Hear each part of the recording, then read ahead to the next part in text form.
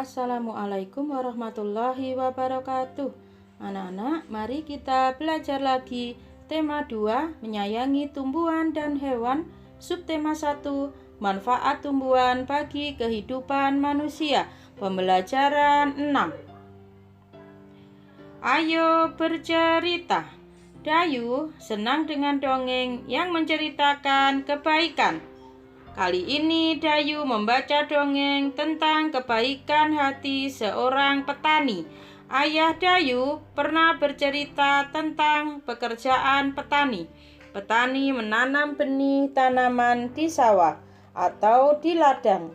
Setiap hari petani menyiram dan merawat tanaman yang ditanamnya hingga akhirnya tanaman-tanaman tersebut siap dipanen.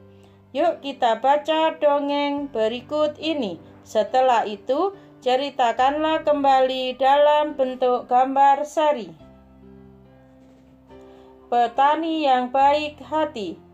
Suatu hari tinggallah seorang petani yang baik dan murah hati. Pada saat petani itu pergi ke sawahnya, ia menemukan seekor burung pipit yang kakinya patah.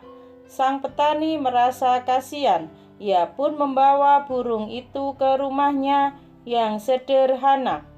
Sang petani langsung mengobati kaki burung tersebut.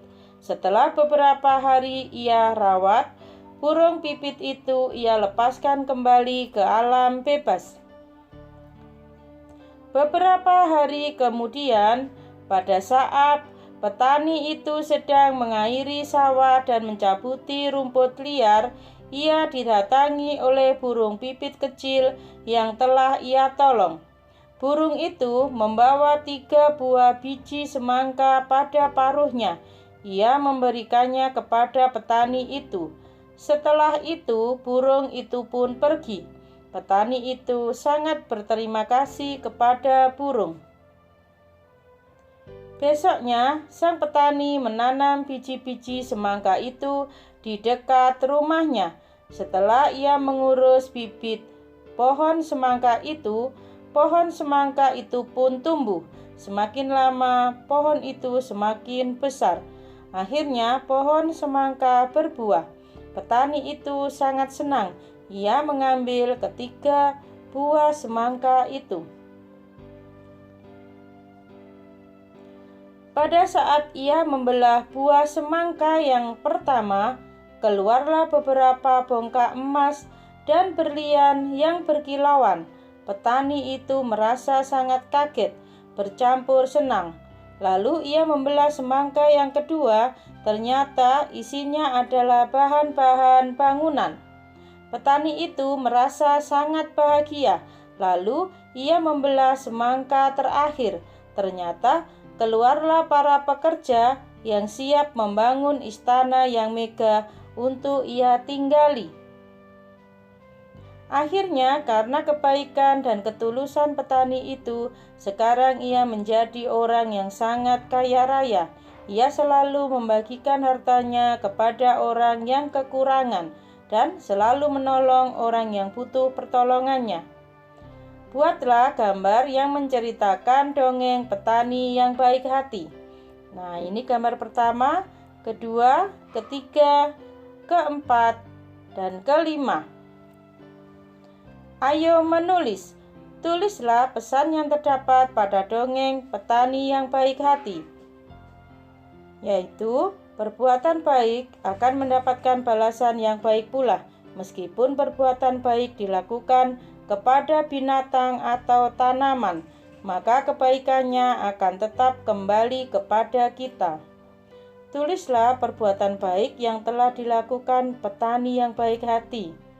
Menolong burung pipit yang kakinya terluka. Yang kedua, melepaskan burung pipit kembali ke alam bebas. Yang ketiga, merawat bibit semangka hingga berbuah. Yang keempat, membagikan hartanya untuk orang yang kekurangan. Ayo berdiskusi. Diskusikanlah pertanyaan di bawah ini dengan teman satu kelompokmu. Mengapa kita harus berbuat baik kepada semua makhluk hidup, khususnya kepada tanaman, kita harus berbuat baik kepada semua makhluk hidup, supaya kebaikan itu kembali lagi kepada kita. Kita harus berbuat baik kepada tanaman, karena tanaman sangat bermanfaat untuk kita. Gambarkanlah pengalamanmu bersikap baik kepada orang lain, khususnya saat mendoakan orang lain.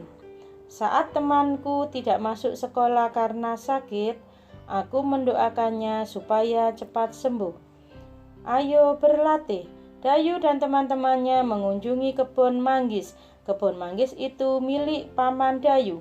Dayu dan Siti membantu memasukkan buah manggis ke dalam karung. Karung Dayu berisi 540 manggis. Karung Siti berisi 590 manggis. Berapakah jumlah manggis dalam karung Dayu dan Siti? Kalau pertanyaannya berapakah jumlah, maka berarti soal itu harus ditambah. Nah, buatlah bentuk penjumlahan dengan pertukaran. 540 ditambah 590 sama dengan 1130. Kemudian angkanya dibalik, 590 ditambah 540 sama dengan 1130. Meskipun dibolak-balik tapi jumlahnya sama, yaitu 1130. Jadi 540 ditambah 590 sama dengan 590 ditambah 540. Kita bantu Dayu mengerjakan latihan soal di bawah ini seperti contoh. 1. Keranjang Lani berisi 730 buah rambutan. Keranjang Edo berisi 400 buah rambutan. Berapakah jumlah rambutan di keranjang Lani dan Edo? Buatlah bentuk penjumlahan dengan pertukaran. 730 ditambah dengan 400. Kita kerjakan dengan cara bersusun ke bawah. Jadi 0 ditambah 0, 0, 3 ditambah 0, 3, 7 ditambah 4, 11. Jadi jawabannya 1130. Kemudian angkanya kita balik, 400-nya di depan. 400 ditambah 730. Kemudian kita tambahkan dengan cara bersusun ke bawah. 400 ditambah 730. Kita hitung dari yang paling kanan atau yang satuan dulu. 0 ditambah 0, 0. 0 ditambah 3, 3. 4 ditambah 7, 11. Jadi jawabannya 1130. Jadi 730 ditambah 400 sama dengan 400 ditambah 730. Di sini hanya bertukar tempat saja.